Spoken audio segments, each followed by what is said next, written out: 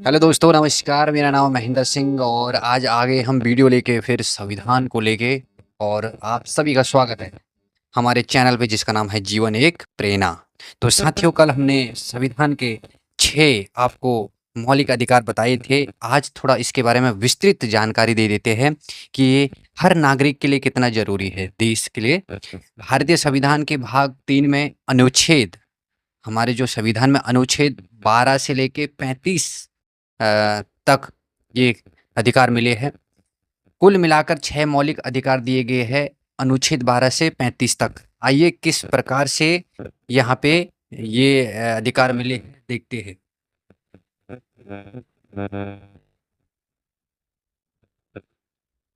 पहले जो अधिकार मिला है वो है समानता का अधिकार, अनुच्छेद 14 से 18। इस समानता के अधिकार में क्या-क्या आता है? इस कानून के समक्ष समानता और धर्म, जाति, लिंग या जन्म स्थान के आधार पर कोई भेदभाव ना हो, इसको बोलते हैं समानता का अधिकार। यानी कि सभी समान रूप से बराबर का दर्जा दिया गया है। कोई छोटे जात का नहीं, कोई बड़े जात का नहीं, सभी संविधान की नज़र में सभी बराबर है।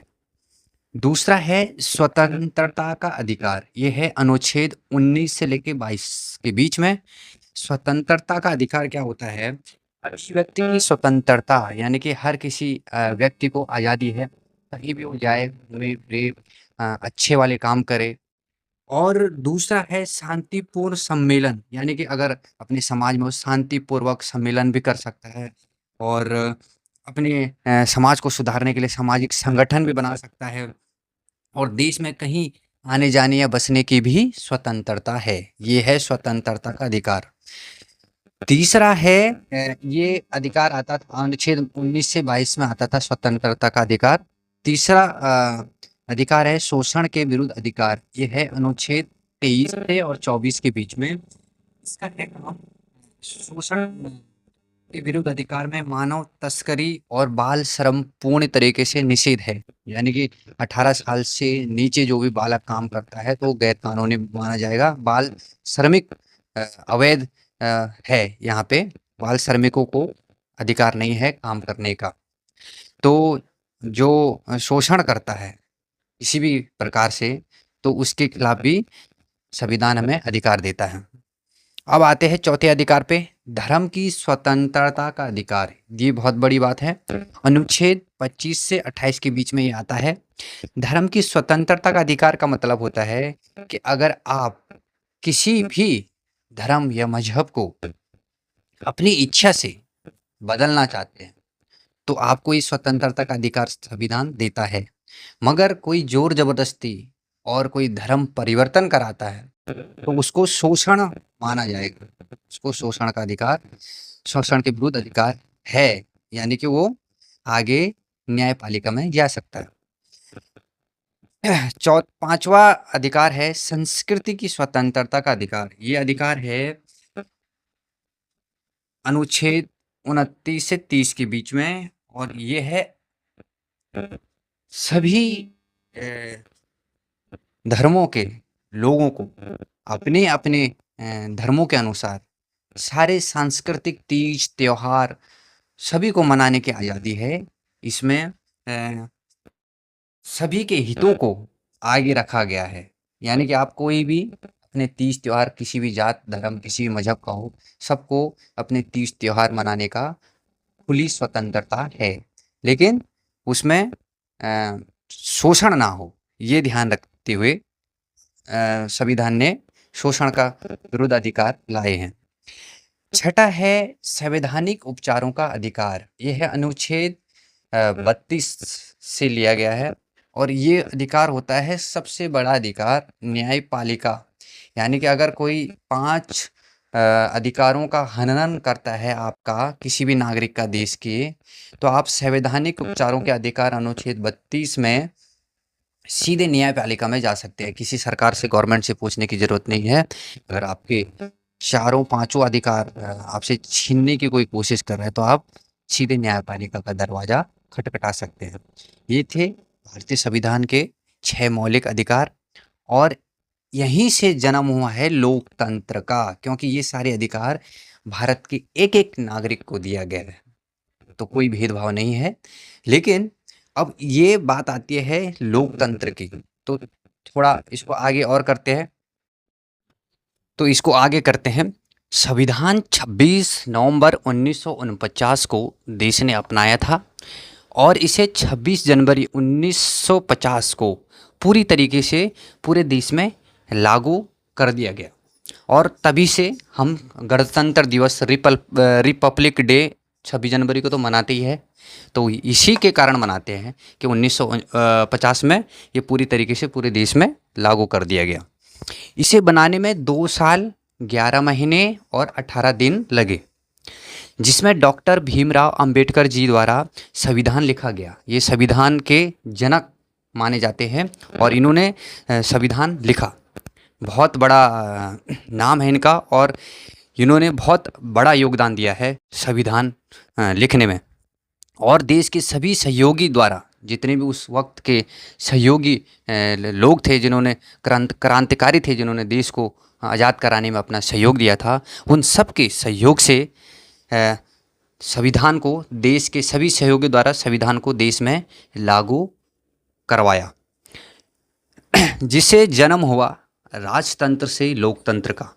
यानी कि राजा महाराजाओं वाला दौर खत्म, गुलामी का दौर खत्म और राजतंत्र से लोकतंत्र का हुआ जन्म।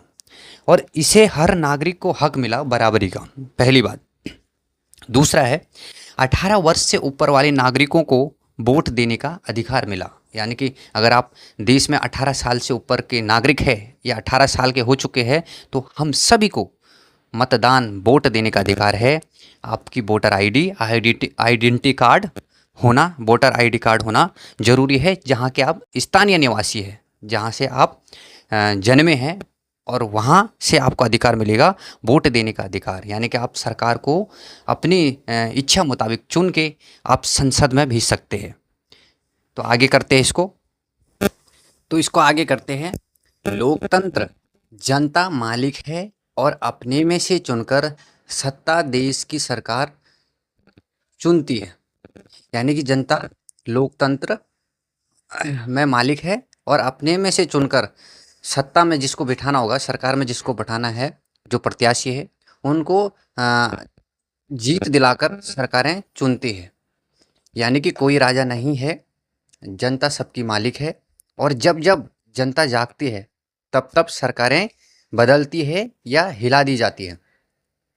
लोकतंत्र का मुख्यालय है देश की संसद, जिसमें स्थानीय जनता द्वारा चुने गए सांसद पूरे देश के संसद में बैठते हैं और अपने अपने सांसदीय क्षेत्र की बात रखते हैं।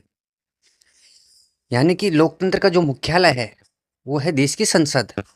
देश की संसद में ही सारे चर्चाएं होती है और आगे के विकास कार्यों पे काम होता है, जिसमें स्थानीय जनता द्वारा, यानी कि देश के हर स्थान से चुने गए सांसद देश की संसद में बैठते हैं और अपने अपने सांसदीय क्षेत्र, जो वहाँ का, जहाँ के रहने वाले क्षेत्र के हैं, वहाँ की अपनी अपनी समस्याओं पे बातें रखते हैं। तो ये है लोकतंत्र का संसद में सांसदों द्वारा पहुंचा जाना। लोकतंत्र कब बचा रहेगा, आइए जानते हैं लोकतंत्र कब बचता है। लोकतंत्र के 4 पिलर है।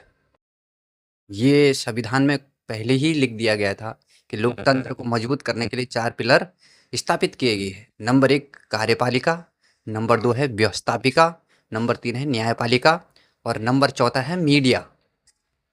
ये भी, मीडिया भी मेन अहम रोल है। यानी कि जब कार्यपालिका में क्या होता है, प्रशासनिक अधिकारी, यानी कि जो मंत्रियों के नीचे जो सरकारी कर्मचारी है, काम करते हैं, वो कार्यपालिका का काम देखते हैं। जो व्यवस्थापिका, यानी कि ये जो नगरों में, शहरों में व्यवस्था ठीक ठाक है, कानून का पालन हो रहा है कि नहीं हो रहा है, ये वो भी प्रशासन देखता है।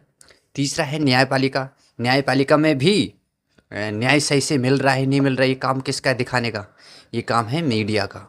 और मीडिया की स्थापना भी इसीलिए की गई कि सबसे बड़ी, अगर ये तीनों अपने काम को ईमानदारी से नहीं करते, कार्यपालिका, व्यवस्थापिका, न्यायपालिका, तो मीडिया इन पे नज़र रख सकती है। मीडिया का काम है सही खबर, सही जानकारी जनता तक पहुंचाना। तो ये लोग कार्यपालिका भी सुधरेगा, व्यवस्थापिका भी थोड़ा बहुत सुधरेगा, न्यायपालिका भी सुधरेगा। लेकिन अगर सरकारें क्या करती है कि सबसे बड़ा दबाव मीडिया पे बना लेती है। मीडिया को दबा दिया जाता है और जब मीडिया दब जाएगी तो कार्यपालिका, व्यवस्थापिका और न्यायपालिका में भ्रष्टाचार अधिक होने लगेगा। लेकिन ये कुछ ही समय तक होता है। अगर अगर लगातार किसी को अगर जनता की आवाज़ को दबाया जाता है तो फिर मीडिया को भी उखाड़ फेंकते हैं और बनती है फिर सोशल मीडिया। यानी कि जनता खुद के न्यूज़, खुद की खबर खुद ही रख लेता है, मीडिया की ज़रूरत पड़ती ही नहीं है। इसको बोलते हैं सोशल मीडिया। और आजकल आप जानते ही हैं कि सोशल मीडिया की ताकत कितनी है और मजबूर होकर फिर मीडिया को भी वो खबर दिखानी पड़ती है। तो यानी कि जब जब किसी भी सरकार में, सत्ता में कोई भी सरकार आए, जब जब जनता पे शोषण होता है तो फिर नया जन्म लेता है नया सोशल मीडिया, या कहें जागरूक जनता। और जनता जब जाग गई तो फिर कार्यपालिका, व्यवस्थापिका और न्यायपालिका, सरकार के तीनों अंगों में दबाव पड़ता है। यह है प्रशासनिक, और इनके ऊपर बैठती है सरकार। इसलिए सरकार इन पे दबाव बनाती है तो इनको मजबूरी में ही काम करने पड़ते हैं। और जब ये मजबूरी में तीनों लोग काम करते हैं तो ये मीडिया को भी अपने दबाव में ले आते हैं। लेकिन मीडिया को पता नहीं है कि अगर जनता जाग गई तो मीडिया भी जाएगी और ये सब के सब जाएंगे और सरकार हिल जाती है। मैंने पहले बताया था आपको कि यानी कोई राजा नहीं है, जनता ही राजा है, जनता सबकी मालिक है। और जब जब जनता जागती है तो तब तब सरकारें बदलती है या तो हिला दी जाती है। तो ये आप समझ गए होंगे कि जनता जब अपने आप में आ गई, जागने पे आ गई, तो सब कुछ बदल जाता है। तो ये है लोकतंत्र की ताकत, जो हम सभी को जानना चाहिए। चैनल में पहली बार आए तो लाइक, शेयर, सब्सक्राइब जरूर कर दें। हम सब एक जागरूक नागरिक है, अपना अच्छा भला बुरा अच्छी तरीके से समझते हैं। हमें किसी के भी बातों में नहीं आना चाहिए जब तक हम डिटेल वाइज पूरी जानकारी अपने लोकतंत्र हो या अपने संविधान को हो पढ़ के ना ले। किसी भी अफवाह में हमें ध्यान नहीं देना चाहिए। जो माध्यम हमें मिले हैं, डिजिटल प्लेटफॉर्म हो, सोशल मीडिया हो, उन पे भी इतना भरोसा चुन चुन कर करें और हर खबर को चुन कर देखें। बहुत बहुत धन्यवाद। यूट्यूब पे बने रहे, हमारा चैनल लाइक और शेयर सब्सक्राइब करना ना भूलें। बहुत बहुत धन्यवाद। अपना रखें ख्याल।